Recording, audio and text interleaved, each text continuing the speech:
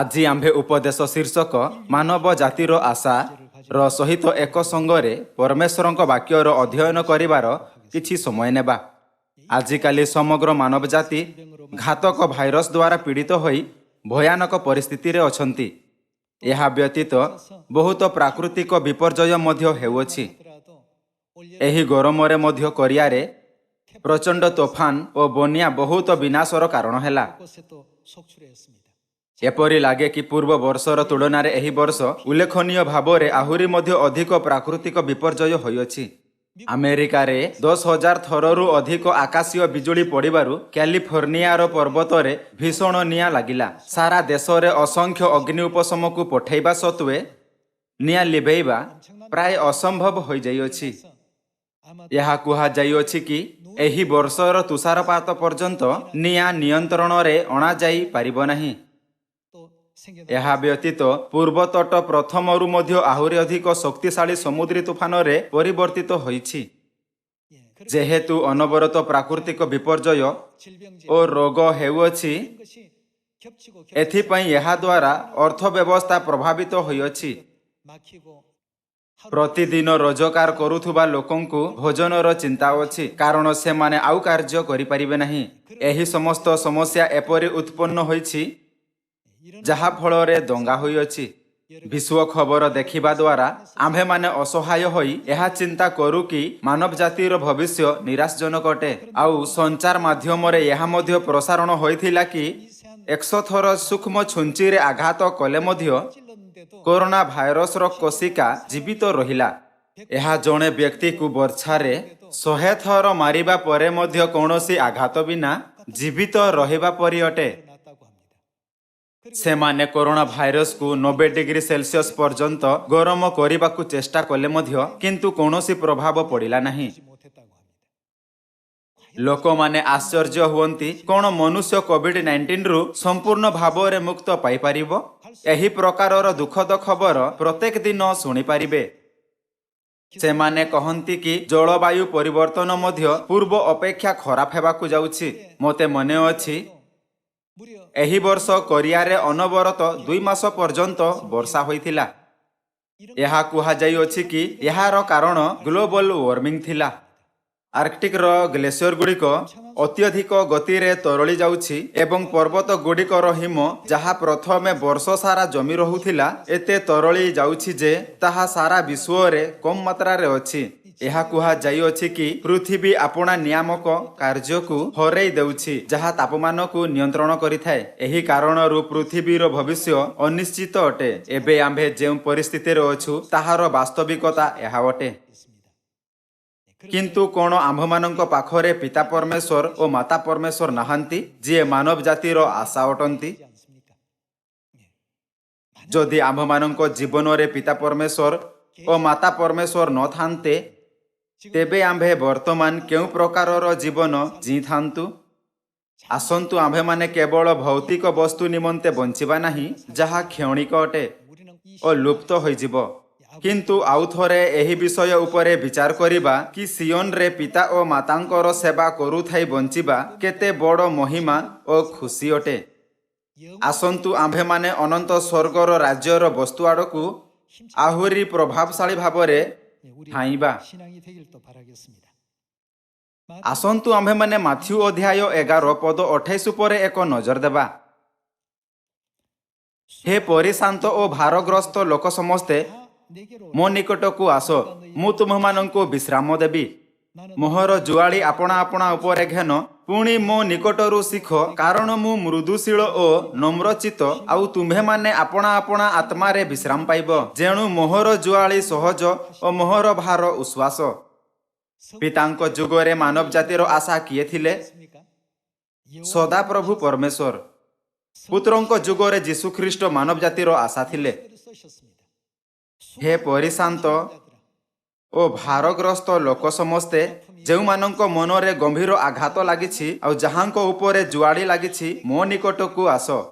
ଏହି ପ୍ରକାର ପରମେଶ୍ୱର ପୁତ୍ରଙ୍କ ଯୁଗରେ ଏହି ପୃଥିବୀରେ ଆସି ମାନବ ଜାତିର ଆଶା ହେଲେ। ସେ କହିଲେ, ଯେ କେହି ବ୍ୟଥିତ ମୋ ନିକଟକୁ ଆସ, तेबे एही पवित्र आत्मांक जुगरे जेउथिरे आम्भेमाने बंचुअछु मानव जातिर आशा किए अटंती। आसंतु आम्भेमाने प्रकाशित वाक्य अध्याय 22 को जिबा। अध्याय 22 पद 17। आत्मा ओ कन्या कहंती कोण कहंती आस। माथ्यू अध्याय 11 पद 28 रे यीशु कहिले, हे परिशांत ओ भारग्रस्त लोक समस्ते मो निकट को आस। आउ प्रकाशित वाक्य अध्याय 22 रे आत्मा ओ कन्या कोण कहिले? से माने कहिले आस। हे परिशांत ओ भारग्रस्त लोक समस्ते मो निकट को आस। जे तृषार्थ से आसु, जे इच्छा करे से बिना मूल्य रे जीवनदायक जल पान करू। एही पवित्र आत्मांक जुगरे आंभकु आवश्यक कि आंभे अपना आशा केवल आत्मा और कन्याक उपरे रखिबा। एही पृथ्वीर वस्तु अल्प समय परे लुप्त होइजिबो।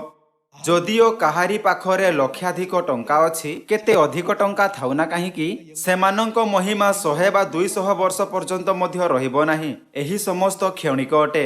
अल्प समय परे जेबे सेमाने वृद्ध होई जानती, तेबे यहा केवल सेमानंक अपना वंशज मानंक पाखकु जाए, किंतु सेमाने अपना परिश्रम और चेष्टारु ताहा प्राप्त कले नाही। एथिपई सेमाने सहजरे ताहा हरई दियंती एवं यहा अन्य काहार होई जाए। एही पृथ्वी रे किछि मध्य सर्वदा पई रहे नाही।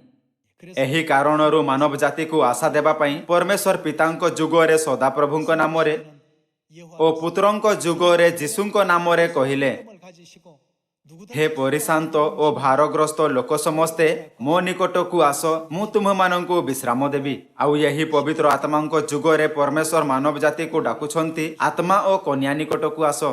जदि आंभ पाखरे स्वर्गर आशा अछि, तेबे आसंतु आंभे माने पृथ्वीर वस्तु उपरे नाही, किंतु स्वर्गीय वस्तु उपरे ध्यान देबा। कोण आजी मु एपरी जीवन अतिबाहित करूअछि जहा मो निमंते स्वर्ग फेरी जिबार योग्य अटे? कोण मु विश्वासर सठिक पथरे चालुअछि? आंभ मानंकु दरकार जे आंभे यही प्रकारर विचार रे स्वयं उपरे भाबिबा। एही जुगरे आम्भमानंक विश्वास एपरि हेबा दरकार जहा फलरे आम्भमानंक उद्धार हेउ। आत्मा ओ कन्याक निकटकु जिबा पई आम्भकु यहा जानिबाकु आवश्यकता अछि कि किए आत्मा ओ कन्या अटंती, सेमाने केउठी अछंती, सेमाने एही पृथ्वी रे कोन चिन्ह घेनी आसिले ओ आम्भमानंक मध्यरे निवास करंती। आम्भमानंकु दरकार जे आम्भे यही प्रश्नर समस्त उत्तर जानिबा। आसंतु आम्भे माने गीत संहिता अध्याय 132 सहित आगकु बढ़िबा। पद 13। कारण सदाप्रभु सियोन को मनोनीत करिअछंती, से आपना निवास निमंते ताहा बांछा करिअछंती। एहा चिरकाल आम्भर विश्राम स्थान अटे। एठारे आम्भे वास करिबा, कारण आम्भे ताहा बांछा करिअछु। आम्भे ताहार भक्ष्य उपरे बहुल रूपे आशीर्वाद करिबा। आम्भे ताहार दरिद्र गण को अन्न देई तृप्त करिबा। आम्भे ताहार जाजक गण को ही त्राण रूप वस्त्र पिंधेबा और ताहार स्वभक्त माने आनंद रे उच्च ध्वनि करिबे। सियोन एपरि स्थान जहाकु परमेश्वर बांछा करिसंती। परमेश्वर सियोन को सर्वदा निमंते आपना वासस्थान करिबा पई बांछा करिसंती। एही प्रकार कारण परमेश्वर कहिले, हे परिशांत ओ भारग्रस्त लोक समस्ते जे तृषार्थ मो निकट को आस। तेबे कोण आम्भमानंकु सेठाकु जिबा उचित नुहे जेउठी परमेश्वर वास करंती? परमेश्वर कहिले आस। मानव जातिर आशा अर्थात परमेश्वरंकु पाइबा निमंते आम्भमानंकु सेठाकु जिबा उचित जेउठी परमेश्वर अछंती। आम्भे परमेश्वरंकु एपरि अस्पष्ट सिद्धांत बा विचार द्वारा देखा करि परिबा नाही, जिए केवल आम्भमानंक मनरु आसीथाए। यहा परिवर्ते आम्भे सही स्थान रे फेरी जिबा उचित जहाकु परमेश्वर भविष्यवाणी द्वारा नियुक्त करिसंती। आम्भकु आवश्यक कि आम्भे एपरि लोक हेबा जेउ माने एही विषय को बुझी पारंती कि यहा भविष्य सूचक स्थान अटे अबा केवल एक साधारण अटालिका। 2000 वर्ष पूर्वे जीशु गर्धभ पिठी रे बसी जेरुसालेम रे प्रवेश कले। यार भविष्यवाणी जिखरीय अध्याय 9 रे करा जाइथिला। जो माने जीशुंको सहित चालुथिले से माने चित्कार करी कहिले, होसाना दाऊद संतान, प्रभुंको नामरे जे आसुछंती से धन्य। से माने जीशुंको प्रशंसा कले और जीशुंको निमंते आपना आपना लुगा पथरे बिछाइले। बहुत लोक ताहांको प्रशंसा कले, किंतु सेठारे उपस्थित लोक मानंकु अनुभव हेला नाही कि जो गर्धभ उपरे जीशु बसी जाउथिले ସେହି ଗର୍ଦ୍ଧବର ଭବିଷ୍ୟବାଣୀ ପ୍ରଥମରୁ ହିଁ କରାଯାଇଥିଲା। ସେମାନେ ଏହି ତଥ୍ୟରେ ଅଜାଣତ ଥିଲେ କି ଯାହା ଯୀଶୁଙ୍କ ଉପରେ ପୂରା ହେଉଅଛି ତାହା ଭବିଷ୍ୟବାଣୀର ପୂର୍ଣ୍ଣତାର ଏକ ଭାଗ ଅଟେ। ସେମାନେ ନାହିଁ ବୁଝିଲେ ଓ ନାହିଁ ଅନୁଭବ କଲେ କି ସେମାନେ ଭବିଷ୍ୟବାଣୀର ସ୍ଥାନରେ ଅଛନ୍ତି। ଆଜି ଆମ୍ଭେ ପରମେଶ୍ୱରଙ୍କ ସହିତ ସାକ୍ଷାତ କରୁଅଛୁ ଯିଏ ମାନବ ଜାତିର ଆଶା ଅଟନ୍ତି। ତଥାପି ମଧ୍ୟ ଏପରି ଲୋକ ଅଛନ୍ତି ଯେଉଁମାନେ ଏହା ନ ବୁଝି ପରମେଶ୍ୱରଙ୍କ ସହିତ ସାକ୍ଷାତ କରିବା ବାସ୍ତବରେ ଅଦ୍ଭୁତ ଅଟେ ଆପଣା ସମୟ ନଷ୍ଟ କରୁଛନ୍ତି। ବାଇବଲରେ ଆମ୍ଭମାନଙ୍କୁ ସେହି ସ୍ଥାନ ବିଷୟରେ କ'ଣ କହିଥାଏ ଯେଉଁଠି ମାନବ ଜାତିର ଆଶା ଅର୍ଥାତ୍ ପରମେଶ୍ୱର ନିବାସ କରନ୍ତି? ବାଇବଲ କହିଥାଏ କି ତାହା ସିଓନ ଅଟେ। ସିଓନ ହିଁ ତାହାଙ୍କ ଅନନ୍ତ ବିଶ୍ରାମ ସ୍ଥାନ ଅଟେ। ଯଦି ଆମ୍ଭେମାନେ ପରମେଶ୍ୱରଙ୍କୁ ସାକ୍ଷାତ କରିବାକୁ ଚାହୁଁ ତେବେ ଆମ୍ଭମାନଙ୍କୁ ଆବଶ୍ୟକ କି ଆମ୍ଭେ ସିଓନ ଯାଇ ପରମେଶ୍ୱରଙ୍କୁ ଅନ୍ୱେଷଣ କରିବା। ସମଗ୍ର ମାନବ ଜାତିର ଭବିଷ୍ୟ ଓ ଆଶା ଅର୍ଥାତ୍ ପରମେଶ୍ୱରଙ୍କ ସହିତ ସାକ୍ଷାତ କରିବା ପାଇଁ ଯେଉଁଠି ଆମ୍ଭମାନଙ୍କୁ ଯିବା ଉଚିତ ତାହା ସିଓନ ଅଟେ। ଆସନ୍ତୁ ଆମ୍ଭେମାନେ ଯିଶାୟ ଅଧ୍ୟାୟ 33 ଦେଖିବା। ଅଧ୍ୟାୟ 33 ପଦ 20। ଆମ୍ଭମାନଙ୍କର ପବିତ୍ର ସଭାସ୍ଥାନ ସିଓନ ନଗର ପ୍ରତି ଦୃଷ୍ଟି କର। ତୁମ୍ଭର ଚକ୍ଷୁ ଶାନ୍ତିମୟ ବସତି ସ୍ଥାନ ଜେରୁସାଲେମକୁ ଦେଖିବ। ତାହା ଅଟଳ ତମ୍ବୁ ସ୍ୱରୂପ ତହିଁର କ୍ରୀଡ଼ା ସବୁ କେବେ ଉପଡ଼ା ଯିବ ନାହିଁ। ଆମ୍ଭମାନଙ୍କର ପବିତ୍ର ସଭାସ୍ଥାନକୁ କ'ଣ କହନ୍ତି? ଭବିଷ୍ୟସୂଚକ ରୂପରେ ଏହା ସିଓନ ଅଟେ। ଏପରି ଚର୍ଚ୍ଚ ଯାହା ପରମେଶ୍ୱରଙ୍କ ପର୍ବକୁ ପାଳନ କରିଥାଏ। ଯେଉଁଠି ପର୍ବ ପାଳନ କରାଯାଏ ଆଉ ଯେଉଁଠି ଲୋକମାନେ ପର୍ବ ପାଳନ କରିବା ପାଇଁ ଏକତ୍ର ହୁଅନ୍ତି ତାହା ସିଓନ ଅଟେ। ଏହି ସମୟ ଆମ୍ଭେ ସମସ୍ତେ ଭବିଷ୍ୟବାଣୀର ସ୍ଥାନରେ ଏକତ୍ର ହୋଇଅଛୁ ଯେଉଁଠି ପରମେଶ୍ୱର ନିବାସ କରନ୍ତି। ଆପଣ ସମସ୍ତେ ଏହି ସ୍ଥାନରେ ମାନବ ଜାତିର ଆଶା ଅର୍ଥାତ୍ ପରମେଶ୍ୱରଙ୍କୁ ଖୋଜିବା ଓ ତାଙ୍କୁ ସାକ୍ଷାତ କରିବାକୁ ଆସିଛନ୍ତି। କ'ଣ ଏହା ସତ୍ୟ ନୁହେଁ? ପରମେଶ୍ୱର କହିଲେ କି ମୁଁ ସିଓନରେ ସର୍ବଦା ତୁମ୍ଭ ସଙ୍ଗରେ ରହିବି। ଆଉ ବର୍ତ୍ତମାନ ଆମ୍ଭେମାନେ ସିଓନରେ ଅଛୁ ଯେଉଁଠି ପରମେଶ୍ୱର ଆମ୍ଭମାନଙ୍କ ସଙ୍ଗରେ ଅଛନ୍ତି। ଆସନ୍ତୁ ଆମ୍ଭେମାନେ ପଦ 21ର ସହିତ ଜାରି ରହିବା। ମାତ୍ର ସେଠାରେ କେଉଁ ସ୍ଥାନକୁ ସଂକେତ କରେ? ସିଓନକୁ। ସଦାପ୍ରଭୁ ପ୍ରତାପରେ ଆମ୍ଭମାନଙ୍କର ସହବର୍ତ୍ତୀ ହେବେ। ପ୍ରଶସ୍ତ ନଦ ନଦୀ ଓ ସ୍ରୋତ ସମୂହର ସ୍ଥାନ ସ୍ୱରୂପ ହେବ। ସେ ସ୍ଥାନରେ ଆହୁଲାଯୁକ୍ତ କୌଣସି ପଥ ଗମନ କରିବ ନାହିଁ ବା ଭୟଙ୍କର ଜାହାଜ ତାହା ପାର ହେବ ନାହିଁ। କାରଣ ସଦାପ୍ରଭୁ ଆମ୍ଭମାନଙ୍କର ବିଚାରକର୍ତ୍ତା, ସଦାପ୍ରଭୁ ଆମ୍ଭମାନଙ୍କର ବ୍ୟବସ୍ଥାଦାତା, ସଦାପ୍ରଭୁ ଆମ୍ଭମାନଙ୍କର ରାଜା। ସେ ଆମ୍ଭମାନଙ୍କର ପରିତ୍ରାଣ କରିବେ। ତୁମ୍ଭର ପାଲ ଦୌଡ଼ି ସବୁ ହୁଗୁଳା ହୋଇଅଛି। ସେ ସବୁ ଆପଣା ମସ୍ତୁଲକୁ ଦୃଢ଼ ଓ ପାଲକୁ ବିସ୍ତାର କରି ପାରିଲା ନାହିଁ। ସେତେବେଳେ ବସ୍ତ୍ରର ଲୁଟ୍ ଦ୍ରବ୍ୟ ବିଭାଗ କରାଗଲା। ଛୋଟା ଲୋକ ଲୁଟ୍ ଦ୍ରବ୍ୟ ଧରିଲା। ପୁଣି ମୁଁ ପୀଡ଼ିତ ଅଛି ବୋଲି ନିବାସୀ ଲୋକ କହିବ ନାହିଁ। ଯେଉଁମାନେ ସିଓନରେ ନିବାସ କରିବେ ତନ୍ନିବାସୀ ଲୋକମାନଙ୍କର ଅପରାଧ କ୍ଷମା କରାଯିବ। ସେହି ସମସ୍ତଙ୍କୁ ପାପ କ୍ଷମା ଦିଆଯିବ। ଏହି କାରଣ ହେତୁ ସମଗ୍ର ମାନବ ଜାତିକୁ କେବଳ ପରମେଶ୍ୱରଙ୍କ ଠାରେ ଆଶା ରଖିବା ଉଚିତ। ଆମମାନଙ୍କ ଜୀବନ ଛୋଟ ଓ ଶୀଘ୍ର ଅତିବାହିତ ହୁଏ। ଏପରି ଲାଗେ କି ଆସନ୍ତାକାଲି ଆମ୍ଭେ 20 ବର୍ଷର ଥିଲୁ କିନ୍ତୁ ଏବେ ଆମ୍ଭେମାନେ 30 ବର୍ଷର ହୋଇଅଛୁ। ଏପରି ଲାଗେ କି ଆସନ୍ତାକାଲି ଆମ୍ଭେ 30 ବର୍ଷର ଥିଲୁ କିନ୍ତୁ ଏବେ ଆମ୍ଭେମାନେ 40 ବର୍ଷର ହୋଇଅଛୁ। ଏପରି ଲାଗେ କି ଆସନ୍ତାକାଲି ଆମ୍ଭେ 40 ବର୍ଷର ଥିଲୁ କିନ୍ତୁ ଏବେ ଆମ୍ଭେମାନେ 50, 60 ଓ 70 ବର୍ଷର ହୋଇଯାଇଅଛୁ। ଆମ୍ଭମାନଙ୍କ ଜୀବନ ଏକ କ୍ଷଣରେ ଅତିବାହିତ ହୁଏ। ସମସ୍ତ କିଛି ଶୀଘ୍ର ହିଁ ଅତିବାହିତ ହୁଏ। ଆମ୍ଭମାନଙ୍କ ଜୀବନର ବାସ୍ତବିକତା ଏହା ହିଁ ଅଟେ। ଲୋକମାନେ ପରୀମାନଙ୍କ କାହାଣୀର ସେହି ବାଳକ ପରି ଅଟନ୍ତି ଯିଏ ପ୍ରତ୍ୟେକ ଦିନ ଇନ୍ଦ୍ରଧନୁ ଧରିବା ପାଇଁ ଇନ୍ଦ୍ରଧନୁକୁ ଗୋଡ଼ଉଥିଲା। ସେହି ବାଳକ କହୁଥିଲା ଇନ୍ଦ୍ରଧନୁ ସେଠାରେ ପର୍ବତରେ ଅଛି। ଏଥିପାଇଁ ମୋତେ ତାହା ପାଇବା ପାଇଁ କେବଳ ସେହି ପର୍ବତ ପର୍ଯ୍ୟନ୍ତ ପହଞ୍ଚିବାର ଅଛି। ଏଥିପାଇଁ ସେ ଦୌଡ଼ି ଯାଉଥିଲା କିନ୍ତୁ ପୁଣି ଇନ୍ଦ୍ରଧନୁ ସମୁଦ୍ର ଉପରେ ଦେଖାଯାଏ। ପୁଣି ସେ ସ୍ୱୟଂକୁ କହୁଥିଲା ମୋତେ ବର୍ତ୍ତମାନ ଇନ୍ଦ୍ରଧନୁକୁ ଧରିବା ପାଇଁ ସମୁଦ୍ରକୁ ଯିବା ଜରୁରୀ। ସେ ସାରା ଜୀବନ ଇନ୍ଦ୍ରଧନୁକୁ ଗୋଡ଼ଉଥିଲା କିନ୍ତୁ କେବେ ମଧ୍ୟ ଧରି ପାରିଲା ନାହିଁ। କ'ଣ ପରମେଶ୍ୱର ଉପଦେଶକ ଅଧ୍ୟାୟ 1 ପଦ 1ରେ ପ୍ରଥମରୁ କହିଲେ ନାହିଁ କି ଆମ୍ଭେ ଇନ୍ଦ୍ରଧନୁକୁ କେବେ ଧରି ପାରିବା ନାହିଁ? ଲେଖା ଅଛି ଅସାରର ଅସାର, ଅସାରର ଅସାର, ସକଳ ହିଁ ଅସାର। ଆମ୍ଭଠାରେ ଅନନ୍ତ ସ୍ୱର୍ଗ ରାଜ୍ୟର ଆଶା ହେବା ଦରକାର। କ'ଣ ଏଥିପାଇଁ ପରମେଶ୍ୱର ଅନନ୍ତ ଦୁନିଆ ପ୍ରସ୍ତୁତ କରିନାହାନ୍ତି କି ଯେଉଁଠି ଆମ୍ଭେ ବୃଦ୍ଧ ହେବା ନାହିଁ ଏବଂ ଯେଉଁଠି ନାହିଁ ମୃତ୍ୟୁ, ନାହିଁ ଯନ୍ତ୍ରଣା, ନାହିଁ ପୀଡ଼ା ଓ ନାହିଁ ଶୋକ ଅଛି? ଆମ୍ଭଠାରେ ସ୍ୱର୍ଗର ଆଶା ହେବା ଦରକାର। କିନ୍ତୁ ବେଳେ ବେଳେ ଆମ୍ଭେ ବିଚଳିତ ହୋଇ ଏହି ପୃଥିବୀ ଉପରେ ଆଶା ରଖିଥାଉ। आम्भे सहजरे व्यथा और पीड़ारे पड़ जाऊ। समस्त लोक आम्भकु आवश्यक जे आम्भे केवल एथिपई एही पृथ्वीर वस्तु पछरे जीवा नाही, कारण ताहा दृश्यमान अटे। इंद्रधनु विषय चिंता करंतु, जहाकु आम्भे देखि तो पारू किंतु धरि पारिबा नाही। एथिपई परमेश्वर उपदेशकर लेखकंकु निम्नलिखित विषय लेखिबाकु देले। उपदेशकर एही वाक्य, असारर असार, असारर असार, सकल ही असार। सेही समस्त परिश्रम जहाकु मनुष्य पृथ्वी रे करिथाय, ताहाकु कोन लाभ प्राप्त होइथाय? गोटिए पीढ़ी जाए और अन्य पीढ़ी आसीथाय, किंतु पृथ्वी सर्वदा रही थाए। एही क्षणरु मानव जाति को आवश्यक कि से माने परमेश्वर को आशा रखंतु, जी स्वभाव रे अस्तित्व रे अछंती और जहाकु आम्भे साक्षात करि परिबा। केवल भौतिक जीवन को देखिबा परिवर्ते आम्भकु आवश्यक कि आम्भे स्वर्गर अनंत राज्य को मध्य देखिबा। आम्भकु संपूर्ण भाव अनुभव करी परमेश्वर को ऊपर आशा रखिबार आवश्यक अछि, जी आम्भमानंक पाप को क्षमा करिबा पई एही पृथ्वी को आसीछंती। तांकु खोजिबा और तांको सहित साक्षात करिबा जरूरी अटे। हे परिशांत और भारग्रस्त लोक समस्ते मो निकट को आस। 2000 वर्ष पूर्वे परमेश्वर आम्भमानंकु मो निकट को आस कहिले, एवं कोन एही पवित्र आत्मांक जुगरे मध्ये परमेश्वर सही विषय कहू नाहंती, आसी अन्वेषण कर। किंतु बहुत लोक परमेश्वर उपरे नाही, किंतु धन किंबा विपरीत लिंग सहित रोमांटिक संबंध जेपरी भौतिक वस्तु उपरे निर्भर रहंती। बहुत लोक इंद्रधनु को गोड़ाउथिबा बालक परी व्यर्थ वस्तु पछरे गोड़ाउ अछंती। जेतेबेले सोलोमन अपना जीवन रे चिंतित कले, तेबे कहिले, असारर असार, असारर असार, सकल ही असार। मु अनेक कार्य करिथिली एवं टंका एवं ज्ञान थिला, मोर बहुत ख्याति थिला, किंतु शेषरे एही समस्त असार। से जोर देले कि परमेश्वर को भय रखी तांको आज्ञा को पालन करुथुबा लोक उचित जीवन बंचुछंती। एथिपई आम्भे सियोन रे आत्मा और कन्याक सहित साक्षात करिबा उचित, जी आम्भमानंक स्वर्गीय पिता और स्वर्गीय माता अटंती ओ जी मानव जातिर आशा अटंती।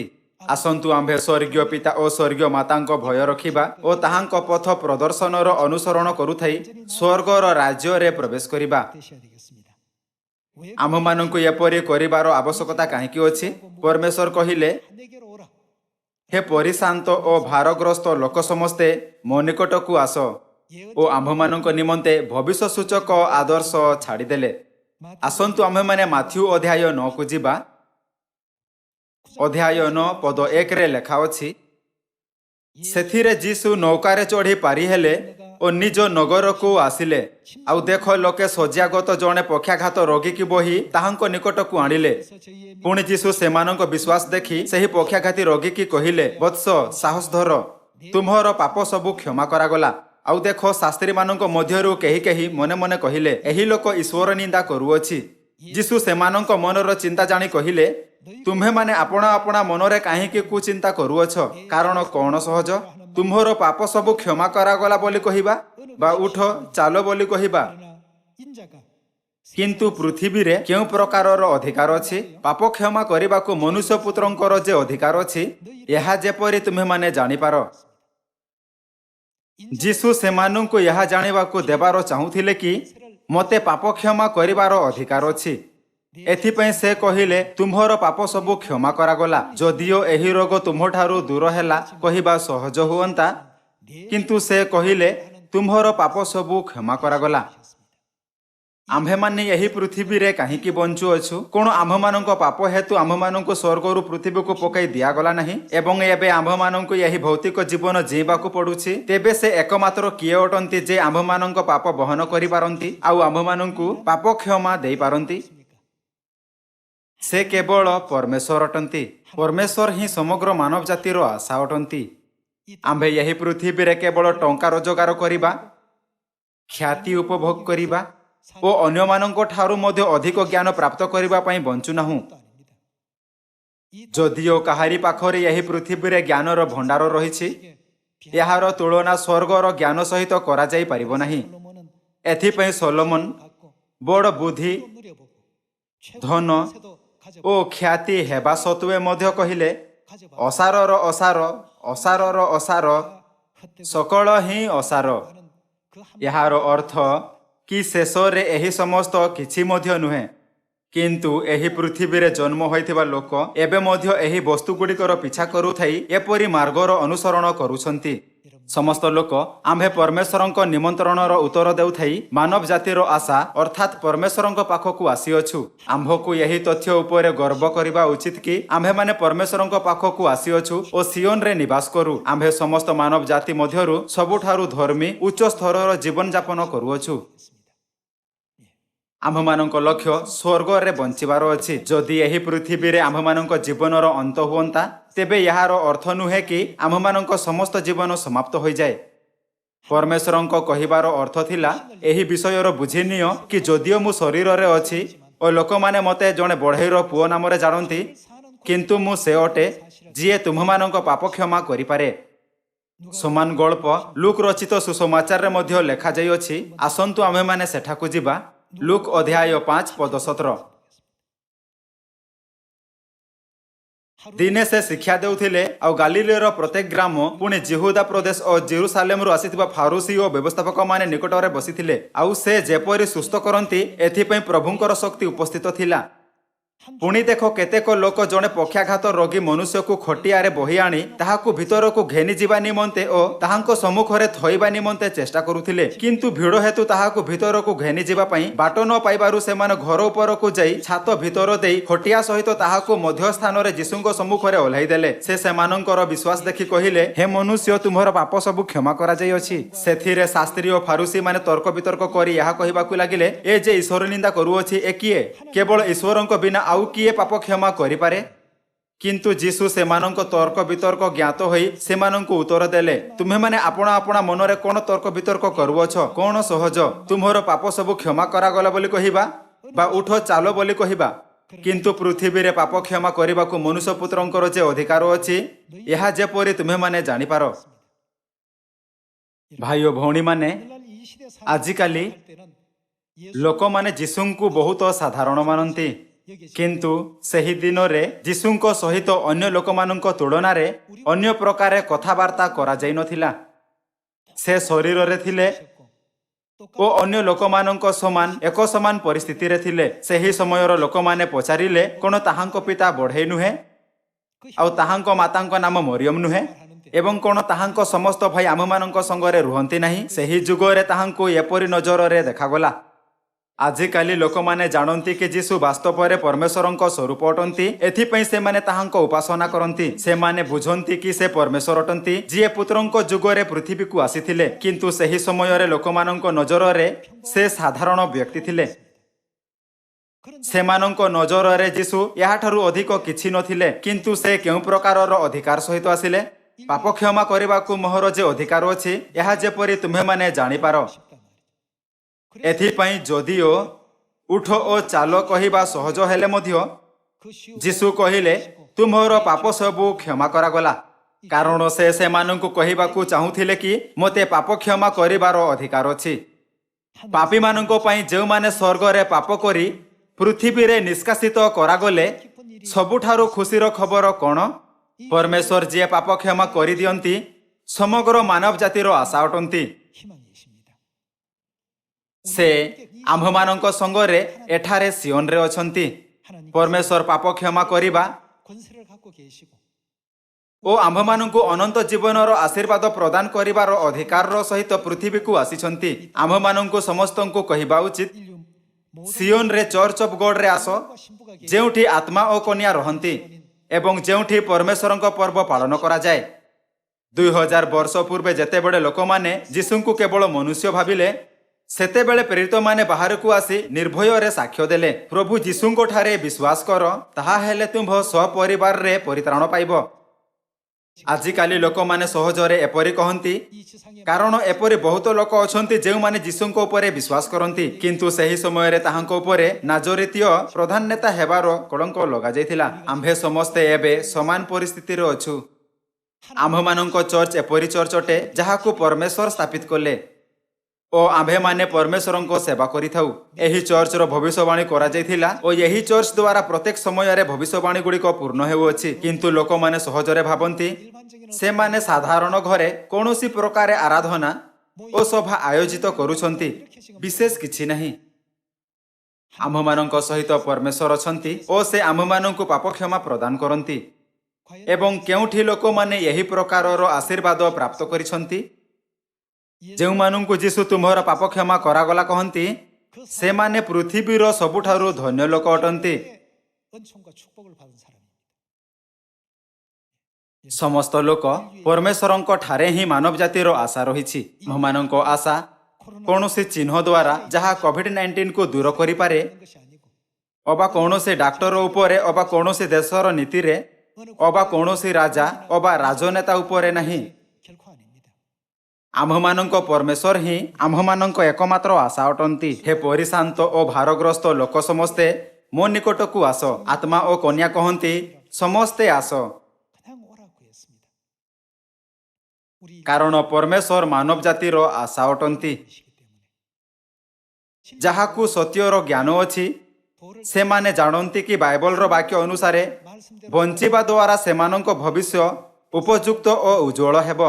다 알고 있기 때문에 जदिओ आंभर आखपाखर लोक यही मार्गर अनुसरण करती नहीं, कारण एबे पर्यंत मध्य सेमानंकु यही मार्ग मिली नहीं। आम्भे माने धार्मिकतार मार्ग पाइबा लोक मानंकु परमेश्वरंक वाक्य अनुसार बंचिबा उचित। आम्भमानंक पाखरे परमेश्वर अछंती जिए मानव जातिर आशा अटंती। कौन आम्भमानंकु यही विषयर महिमा करिबा उचित नुहे? आसंतु आम्भे माने यही विषयर अधिक महिमा करिबा। जे केही पाप क्षमा और परित्राण पाई स्वर्ग जिबाकु चाहे ताहाकु आवश्यक कि से सियोन को आसु जेउठी परमेश्वर निवास करंती। आसंतु आम्भे माने एपरि लोक हेबा जेउ माने निर्भय रे एही प्रकार प्रचार करंती। कौन आम्भमानंक चर्च ही सही स्थान नुहे जेउठी मानव जातिर आशा अर्थात आत्मा और कन्या निवास करंती? 성령 아버지 안사옵니다. आसंतु आम्भे माने आत्मविश्वास रे लोक मानंकु सियोन रे आसीबा पई प्रचार करिबा जेउठी पवित्र आत्मा पिता आनसांग होंग नूतन जेरूसालेम स्वर्गीय माता निवास करंती। मते आशा अछि जे आम्भे माने आपणा मनरे पवित्र आत्मांक सामर्थ्य नै समीरण और पृथ्वीर प्रांत पर्यंत प्रचार करी समग्र मानव जाति को रक्षा करिबारे सक्षम हेबा। एहा द्वारा आजिर उपदेश समाप्त हुए। आपणक बहुत बहुत धन्यवाद।